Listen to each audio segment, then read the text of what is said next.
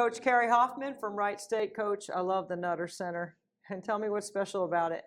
Yeah, the people that fill it. Got a great athletic department, have amazing fans, a lot of loyalty. People rally behind the Raiders, and it's a great place to be. You ever show any film of your playing days to your players? Because you were tough. I don't. That was forever ago. They would just laugh at me. I don't know. They might sprinkle in a little Kari Hoffman in there. Shot a lot of threes. We still shoot a lot of threes. So, yeah, it carries over a little bit. When you're in the off season and you're taking a deep dive into what you've done and what you want to do, what's the balance between the two? Yeah, I think you need to evaluate, who your team is and what their makeup is, and that's ever changing. You don't really know that until late May, early June, and then you get them on campus and you kind of see some tendencies and see some things you can improve on. So obviously you take a look at the numbers, but you also have to take a look at your team and what the makeup is. For us this year, it was defensively. We have to improve defensively. The level of disruption out there has to go up, and that's a word that we've really leaned into this year. I think that's a compliment to the league overall because of the skill that's in the league, the way the offenses have gotten more complex or simpler, however you want to describe it. Like the players are just better. They are. How do you prepare for that when you're looking at what you want to do defensively? Yeah, I think, for us, it was a couple teams that had a lot of success against us. And you saw a few of their tendencies and what they did. It's a game of stealing. And so I stole a few things from a couple teams we played and tried to implement that into just our identity defensively.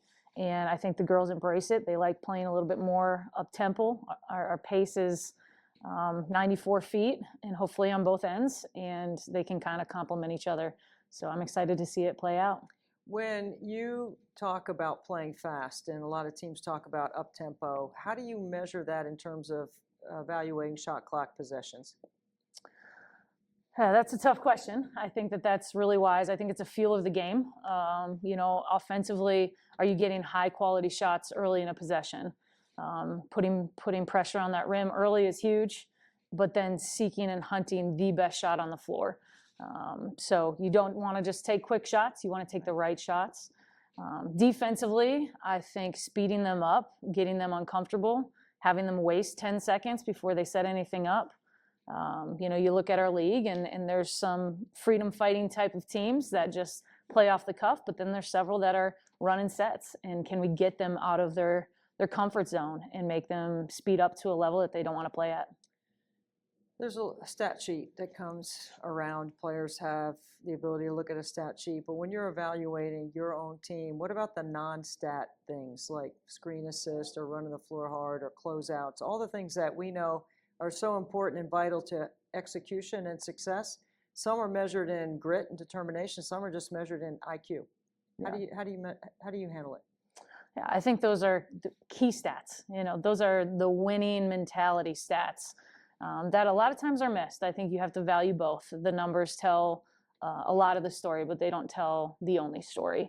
I think that there's just some gamers out there that know what to do when the game's on the line. When you have to make the play, they're going to make the play. There's also a lot of winning the margins, the small plays that add up over time. We've talked about that a lot, and I hope to continue to get better at that.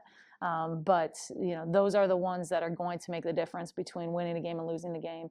Those small little detailed plays that you don't see on a stat sheet, but they matter. Two things that I hear coaches talk about a lot: process and habits. Can you kind of give us your take on that? Yeah, we have leaned into championship habits on our team, what those are, what they specifically are as part of our program, talk about them daily. And you can't expect to win unless you have the habits behind it.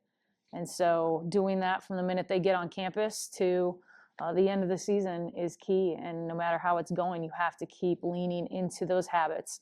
The process is everything. And those two words are combined.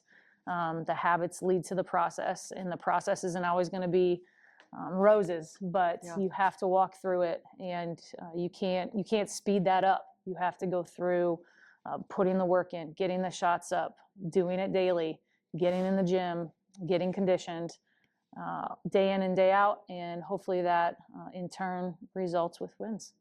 Coach Hoffman, thanks for joining us. Absolutely. Thank you.